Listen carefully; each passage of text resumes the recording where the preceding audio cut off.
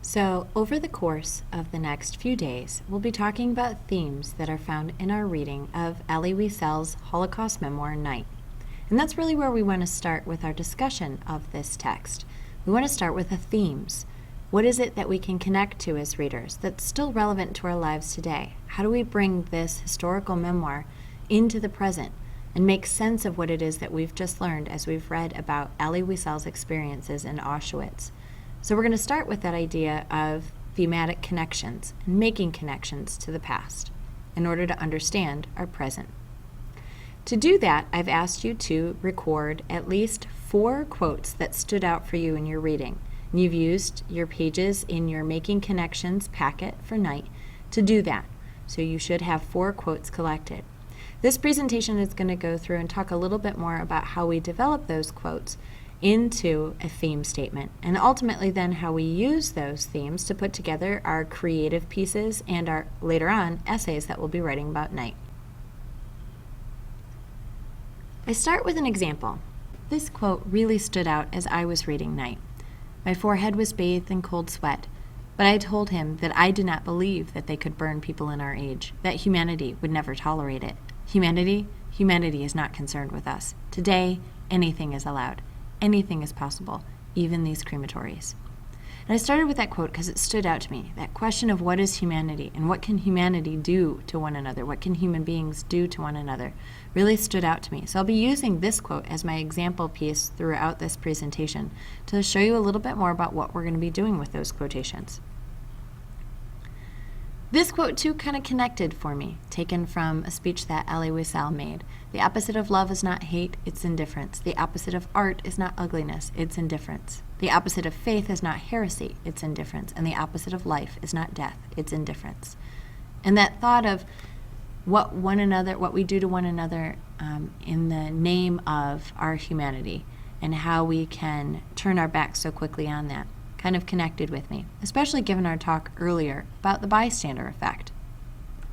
So taking those things together in thinking about how we put together theme statements, here is a collection of thematic ideas that you might want to think about as you're writing theme statements for your reading of Night.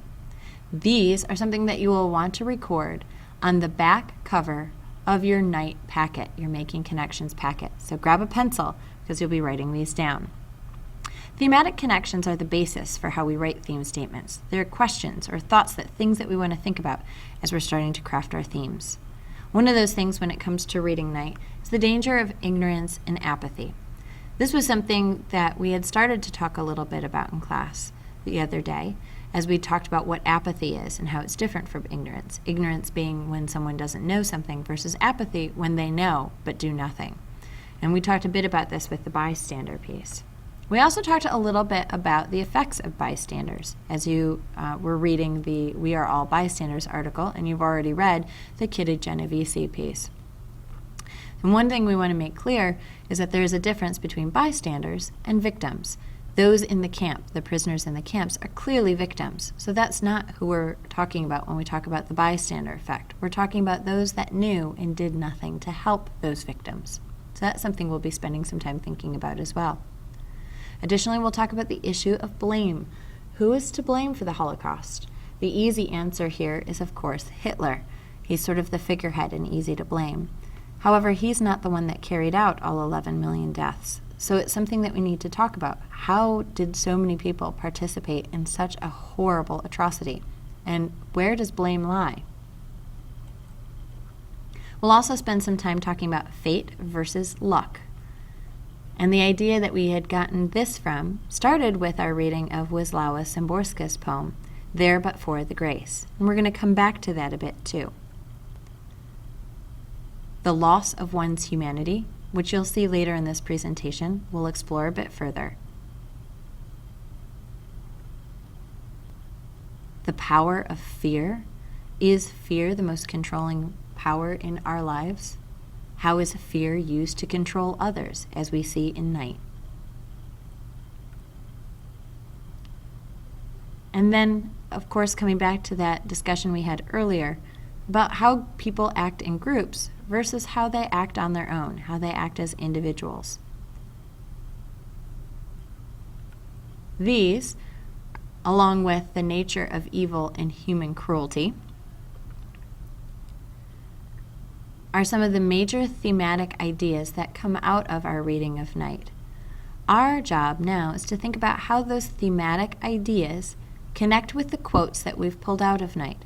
How might we craft some of those thematic ideas into full theme sentences? And that's what we're going to explore. To do that, we go back to the original quote that I put, because ultimately what I'm going to be asking you to do is demonstrate your understanding of Night by connecting a quote from your reading to a well-written theme statement. So we start with the quote. And rather than just brainstorm a bunch of theme statements, what I want you to do is pick the quote that stands out to you the most and really spend time thinking about it, asking questions of that quote, and digging into what that quote has to say about how we human beings live our lives, what we claim to be important versus what is actually important. And in looking at that quote about our humanity, I was struck by a couple of questions. One, how does one lose his humanity? And then I started to think about how that connects with maybe a theme. When people are stripped of their unique identity, they lose their connection with others and lose their humanity. That's what a theme statement looks like. Notice it's not a directive. It doesn't tell us what to do. It's not cliche. It doesn't contain any generalizations about what all people do or what no people do. Instead, it's a comment about how people live their lives and what happens when people start to lose their unique identity, their connection with others. And I pulled that from the quote, but let me show you a bit about how I found that theme. I first started by thinking about what it meant to be a human being. And in thinking about that, and in thinking about reading Night and the different examples and events that happen in the book, I started to think about what it takes for someone to be stripped of their humanity and what connects us and what makes us each unique human beings. And I thought about very early on when they're moved, Elie Wiesel and his family are moved from their home into the ghetto, and that loss of home and how that traumatized his family and how that sort of was the beginning of his story and what that did to how he understood himself. That, along with the loss of a job or something to call your own, a way to make your own money, the loss of a name, being stripped of one's unique name to be referred to only as a number, a faceless number, and what that does to a person's psyche and disconnecting them from humanity. The loss of a unique identity, no longer being thought of as a unique individual with unique experiences, but instead being grouped together, and how being grouped as someone that is just a mere number in a group sort of changes the way we think about ourselves and our human experience, and changes how people look at us as well. The loss of belongings, having what you hold dear taken away, strips us of our humanity. So that could be things like, of course, shoes. That could be things like the suitcases, but even the loss of individuality. This is a picture of hair. And we talked a little bit about this, about how, and you read about this too in Night, about how the prisoners were stripped of and sheared of all of their hair.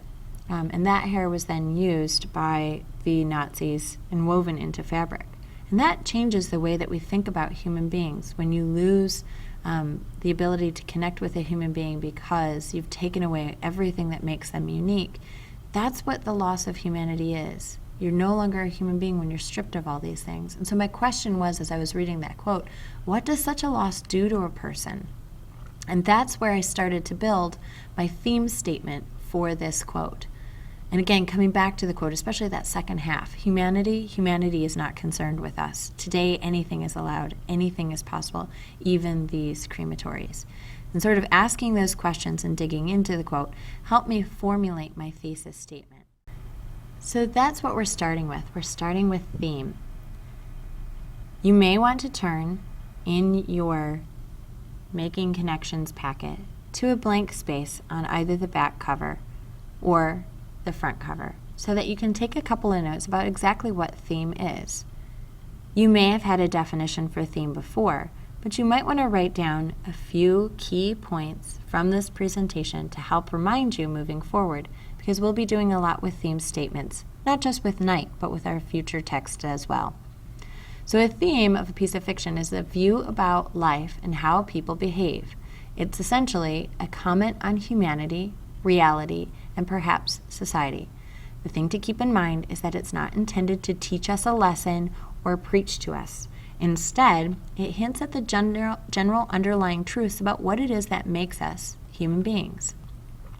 Things that I want you to keep in mind as you're writing your theme statements in the next few days is that themes are generally implied rather than directly stated in a text. They're not directives. They don't tell us what we should do, and so therefore your theme statements will not contain words like should or should not. Like in the example here, if not a theme would be something like people should not judge each other based on stereotypes. That's a directive. Instead, the comment that all people unconsciously use stereotypes to prejudge members of particular groups is a theme. Themes are not plot, but they're definitely connected to it. And themes are full sentences, full declarative sentences. So something that would not be a theme would be a word like heroism, or even those thematic ideas that I just presented. Instead, a theme is putting that into a word, making it into a comment that the author is making. Devotion is an ideal. To an ideal can make a simple life heroic is a theme statement. So the thematic ideas that you just wrote down, and you'll see them repeated below here, are ones that you might want to look at connecting to the quotes that you have found. As you start to think about how to write a theme statement for one of the quotes that you found, things that I want you to keep in mind is that the theme statement you start to write will not use first or second person pronouns. They're not cliches. They do not use generalizations, words like people always or people never. They're not directives. They don't tell us to do or not to do something. And they move beyond the simplistic declaration. So the idea that people are motivated by fear is sort of a no-brainer. We know that. So I want you to move beyond the simplistic, to get into the more nuanced, more subtle themes that start to emerge from night. So people are often motivated out of fear. To act against their moral convictions is more nuanced, more subtle.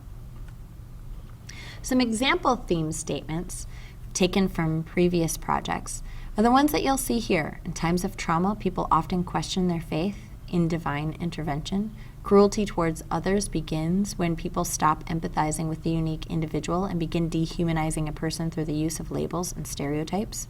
When people are afraid for their own survival, they are less willing to fight for the survival of others. People are not stripped of their rights and freedoms quickly, but gradually apathy allows others to take power over groups. In order to protect one's sense of self, people will often ignore what they find unbelievable. Apathy is contagious when people begin to form groups. These are theme statements. They're not directives. They're full sentences. And they make a comment about what the author is trying to help you as a reader understand. Use these as examples in putting together your own theme statements that will go along with the quotes that you found. You will use these theme statements to put together your significant quotes creative piece, which you've already learned about. You'll be using the pages in your Making Connections packet to help you put those projects together over the course of the next few days. And then you will, later on, be presenting those projects to the class, explaining your quote, a theme connected to that quote, and also how that theme statement that you've developed connects with our world today.